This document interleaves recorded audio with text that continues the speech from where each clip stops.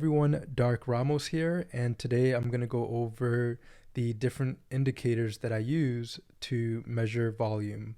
Those indicators are the visible range volume profile, the session volume profile, and the fixed range volume profile.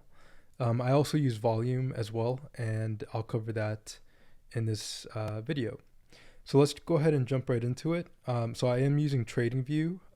That's the charting tool that I'll be using throughout all my videos.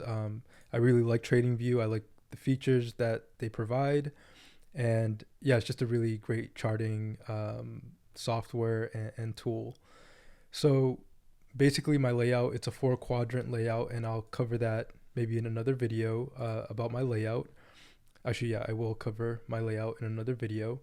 But for now, let me just go ahead and start from the beginning with all the indicators that I use. Okay, so I'll delete all the indicators. We'll just start with a blank chart here.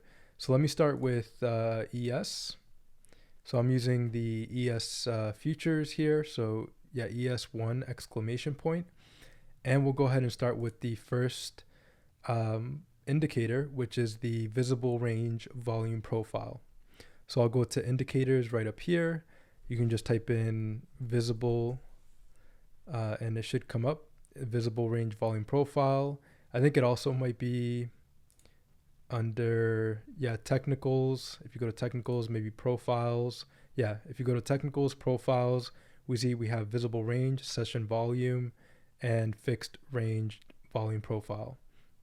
So let's go to visible range volume profile, and immediately we can see we get this kind of big thing on the right side of our screen. And this is just measuring where most of the volume is being traded relative to what I'm seeing on the chart, right? So relative to all the candles that I'm able to see within the screen, that's the volume that it's measuring. If I zoom out, we'll see the visible range change because now it's using all of this information that we can now see to measure the volume. So literally what the name says or suggests, visible range. So whatever is visible, it's going to measure the volume of that. If I zoom in, we'll see it changes again. So it's just measuring pretty much everything that I can see on the screen. Okay. So there's a few things that I like to adjust here for this visible range. So let's go ahead and just double click, or we can go up here in the upper left where it says VRVP. We can click the settings icon. And for the inputs, I like to set the row size to 1,000. And this just gives me a higher resolution look of volume, right? I can see these high volume nodes, which are kind of the peaks here. So we can see here, we get these peaks, and that's telling me where a lot of volume has been traded relative to what I'm seeing on the chart. So I like to set it to 1,000, just gives me higher resolution. For volume, I don't need it to be the up and down volume. I just care about the total volume because, yeah, it just shows me like where most volume is traded, which is what I care about. And then I use kind of daytime frame references and volume on shorter term time frames and the daily to start putting together of whether I think buyers are showing up or sellers. So with volume, I don't need to know if more of it was selling or buying volume. And for the value area volume, I'm using 70%, which is it's using where 70% of most of the volume was traded, and that's how we use volume profile. For style, I don't need the point of control or the POC visible. I just want to see where these high volume nodes are, and that's basically it. I can change the color of the up and down volume. So for this, let's say if I change the value area up, I can change this to white or anything I'd like. So for me, I have it set to white just because it's easier for me to see relative to to my color scheme. Again, it's just style preferences, not right or wrong. but yeah. So again, I unchecked POC. You can check the value area value area high, value area low in POC to see where most of the volume was traded. But I just kind of visualize it here by watching these high volume nodes on the right. So row size 1,000, value area volume 70, and volume set to total. Okay, so that's the first indicator. The second indicator that I use is the session volume profile, and I use this in the upper right quadrant, and I use this with only regular trading hours on. So you can set it to electronic trading hours, which is includes the overnight session as well, or the regular trading hours, which is from 9:30 Eastern to I believe 4:30 Eastern. And I use this chart on the 15-minute, and let me go ahead and remove the session volume profile. Okay. So, and I'll remove this one here as well, or just remove them all. So we have just a blank chart here set to regular trading hours. So let's go to the indicator. Again, we can go to technicals, profiles, and then we'll click session volume profile. And what this does is it measures the volume profile for each trading day. And this is very important for me because I get to see where volume was traded relative to the prior day. So again, let's go to the settings. So I'll go to the settings here. We're going to change a few things. For the row size, I set it to 200. Again, I don't need the up and down volume. I just need the total. And the row layout, number of rows is fine. Style, for sessions, we can say all. For style, I do want the POC here. And I want the value area low and the value area high. And this just gives me a reference for the day's volume. So this is how I use it. So we can see that, Thursday, May 4th, 2023, we traded down here. Value was trading down here. And Friday, the next day, we had higher value. So instead of trading price, I trade value. Where is value relative to the previous day, which is what James Dalton is always talking about.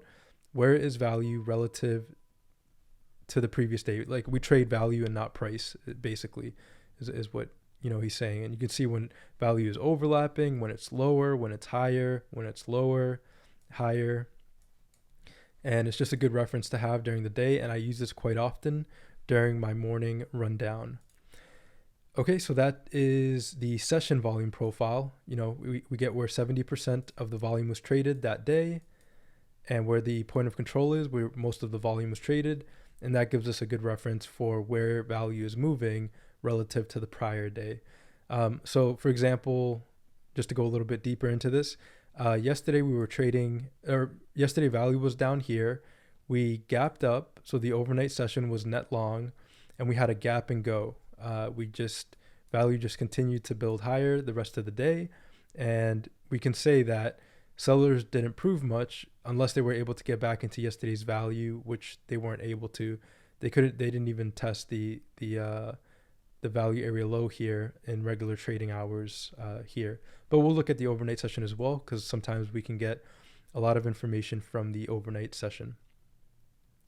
And it's an important part, seeing if overnight is long or short and all that good stuff. So you'll be hearing me talk a lot about that during my morning prep and during my trade reviews and rundowns, during my trade reviews and market recap or day recap later in the day. Okay, so that's session volume profile. And the last one I'll go over, so I'll go to the daily chart here. This is probably, I'm not going to say they're all important, but this is the one that I use quite often, and it's the fixed range volume profile. So, and have to shout out Lamont, who I learned this method from, but basically the fixed range. So if we go to the left toolbar here, it's 1, 2, 3, 4, 5, 6, 7, the seventh icon down, and it starts with the long position element or icon. And then if we go down here, we can select fixed range volume profile.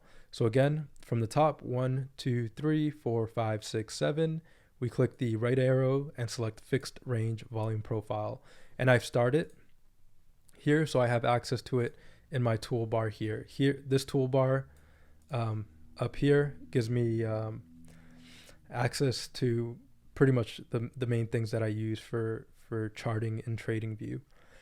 Okay, so fixed range, I'm going to go a little bit into it in this video, but I'm going to do a whole other video on it because it's very important.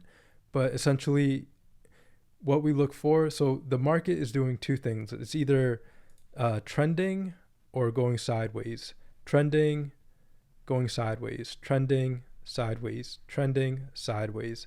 Trending, sideways. Trending, a little bit of sideways, sideways, and sideways. So what we look for in volume profile, we look for sideways ranges because during a sideways range, there's a lot of volume being traded there, right? We're kind of in a congestion phase and we're trading quite a bit within that range. So Dalton will talk a lot about this as well. The market is either balancing or trending.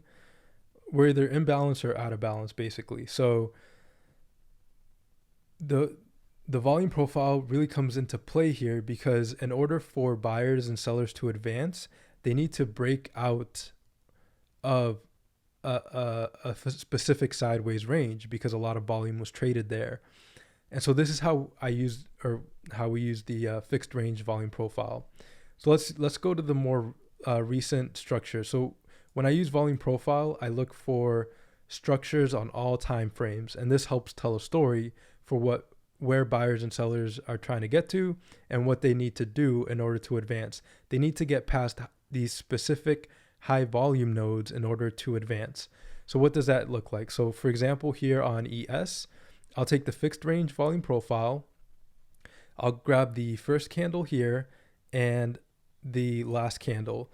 And the way that I grab the range is I measure the highest candle and anything within that I grab, and then the lowest candle right here and anything within that I grab. All right, so it starts here on this candle and it ends here. Let me go back to the chart. And it ends down here. So basically, as you get more proficient with volume profile, you just become kind of like an expert, or you get really good at finding structures within the market that could potentially be telling a story. So I see this sideways structure, I like it, and so I draw up the fixed range volume profile. Then I grab the rectangle tool, right? In the rectangle tool, you can get from the fourth icon down, it's rectangle. And I just draw a rectangle over the value area. So we have the value area high. So just to be a bit more clear, this top line is the value area high. This bottom line is the value area low. So this is 70% of where volume was traded in this structure. And then we have the point of control where most volume was traded for this structure. Okay, so I draw the rectangle, then I grab the horizontal line, which is the second icon here. You can go to horizontal line, and I hit Option H to add that line in there, and then I place that line over the POC, and then I look later in the session, and basically we can see if this, we can see what buyers and sellers need to do in order to advance. They need to get above this point of control and above this value area high in order to continue to press the issue. And as you start using these structures, you'll start to see how they come into play. So we have, this structure down here. So I'll grab, something like this, and we'll draw that out. And I always say it's not a science. Like, finding these structures isn't a science. It's more of an art. And as you get better at it, you'll start to see how these structures become reactive, and you'll start to gain confidence in your ability to find these structures and mark them up correctly. And, it's not always perfect. Like, sometimes you might find a structure that I might not see, but that's all part of it. But recently I've been looking for local structures. Like, I used to look for structures that date way back, and you'll find that they do come into play. Like, we might reject from the POC, from the value area high, and yeah, so it's so what I meant to say is that using the local structures I've been liking a lot, because buyers and sellers do need to advance beyond these local structures in order to start proving in order for them to go on the offensive um, or see if they're playing defense. And again, this will all become more clear as I continue to, showcase more videos and talk about volume profile. But essentially you can see here, this POC here, price reject, we couldn't close above it. We couldn't really close above it for quite a few sessions. And then we did close above it, but we couldn't get above the value area high, and then pulled back to the value area high of this structure. And now we're trying to get back into this structure. Okay, and then, we can zoom in a little bit more, and we can actually use this structure here, which is a more local structure from March 31st through Thursday, April 13th, right? And now we can go ahead and draw that structure up. I try not to get structures to overlap, but sometimes they do, and that's okay. All right, so, draw the rectangle in the POC. So we can see here, and if I remove this, bigger structure, we can see where price stopped on Friday. We closed right at the value area high of this structure. And this is why I really like volume profile, because you can see what buyers and sellers need to do in order to advance, right? So we held the value area low of this structure on Thursday, but then we couldn't get below this structure. We bounced all the way to the value area high of this structure. All right. So, this is what I will be talking a lot about during my videos, and I'll be using fixed range volume profile quite a bit. So again, it's the 7th icon down, and it's the last option here. And you just drag it from, the structure. So you find the high of the candle, the low, and you grab pretty much everything in between there. So grab all this and grab all this, and that's the structure. All right. So, feel free to ask any questions. This will start to make more sense as I use it more. And this applies to every single time frame. So if I go to the hourly, so I have the hourly on the lower left. And if we look for structures on the hourly, we can see how price reacts to these structures. So for example, let's find some structures here on the hourly. So I like this structure here. So something like this. And let me go ahead and draw it out. Something like this. And I'll add the POC. Okay. So we can see how price, reacts to this structure. Let me bring it out. So, we couldn't get above the value area high here, couldn't find acceptance above. And where did we stall? Right at the end of Friday, right at the value area high of this structure from April 20th through April 25th. And the other thing I like to do for the POC is I double click and I like to add the date. So April 20th, 23 through April 25th, 23. And this just gives me a reference for what structure I'm looking at. Okay. And and we can, sometimes the structures are very small, but they will tell a story. So let's say we grab this structure from, April 18th through pretty much April 18th. So we have this little structure, and let's go ahead and draw it out. And boom. All right. And so I would date it April 18th. So if you're going to be following along with me, like you'll notice that you'll start to notice that I'll reference these ranges. I'll say the range from April 18th is coming into play, and we can see that this range was reactive here. We couldn't get back into the value. We couldn't get back into this range here.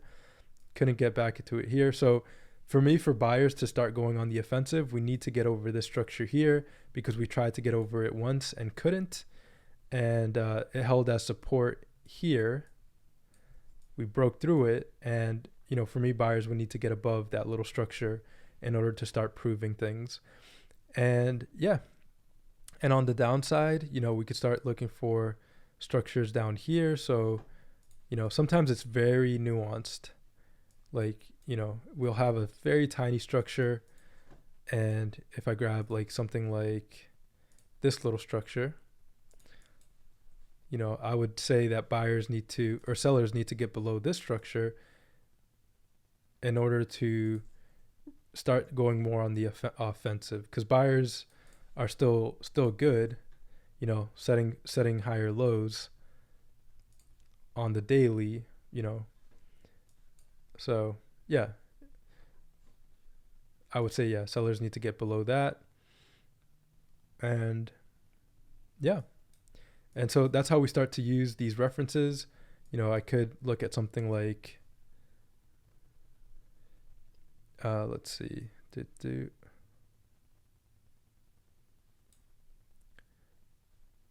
yeah, maybe this structure here, kind of like this structure. So we'll grab from here to here. And this is from April 5th through April 6th.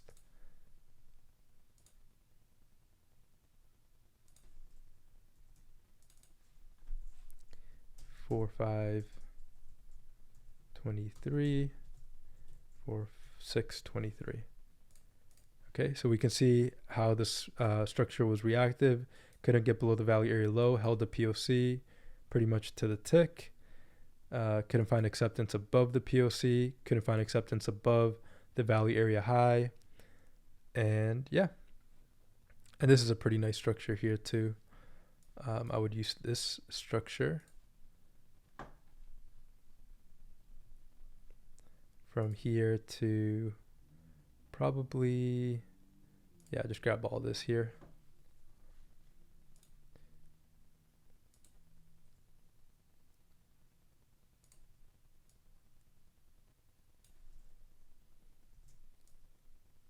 Okay, so we can see, the POC was reactive here. Couldn't get below the value area low here. POC kind of held here a few times. Value area low held here. Value area low held here, here. And yeah, just a nice range. So that's what I look for with volume profile and ranges. Where was price going sideways? And this gives me a good reference for what buyers and sellers need to get through in order to advance. Okay, so this structure 410 through 412. So again, I would double click on the POC here. So 410.23 to 412.23. All right, so that's the hourly, and this is a good reference that I like to use to kind of gauge where buyers and sellers are trying to get to on the hourly time frame. But I also use the daily for reference there. And then on the 1 minute, so again, this happens on every time frame. So usually on the 1 minute, I like to go to the past couple days, maybe 1 or 2 days prior. And here's a good example. This is the FOMC day, and we have this 1 minute sideways structure, and I can go ahead and grab it, this structure, and draw out the rectangle, point of control right there. And we can see this is where we can start to use the session volume profile in conjunction with, the fixed ranges. So we can see this high volume node here. That's exactly where the POC is during all this price action that I'm seeing here on the chart. Okay, so let's see how this range came into play today. This was from FOMC Wednesday, and 2 days later, let's just take a quick look and see how price reacted to that range. Oh, this is ES, but let's go to NQ, right? Let me go to NQ because I think this will be a really nice example of it. So I'm on the 1 minute. Let's grab that same FOMC range on NQ. From here to, let's say here. Draw out the rectangle. Add that in there. Boom. And let's go to Friday. And look how the POC held price. Right there. We could not get below the POC of the FOMC, of the initial FOMC reaction, or that sideways range during FOMC. So yeah, this is why I like volume profile a lot.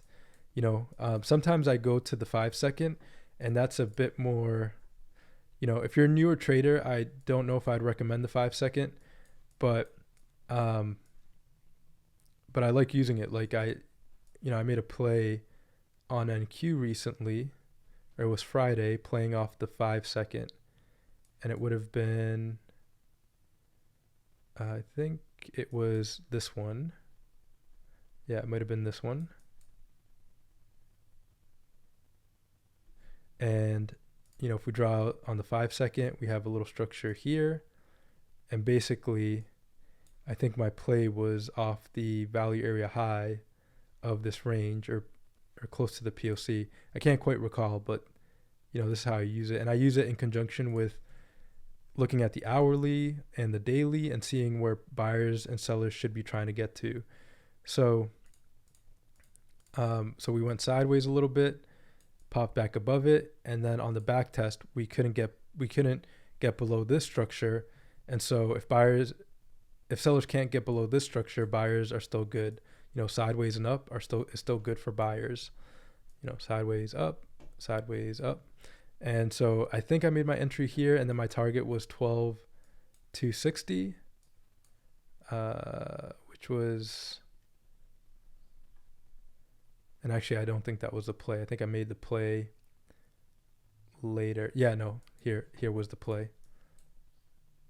So this video is getting a bit long, but just want to kind of give context. So the play was using this structure, and did something like this.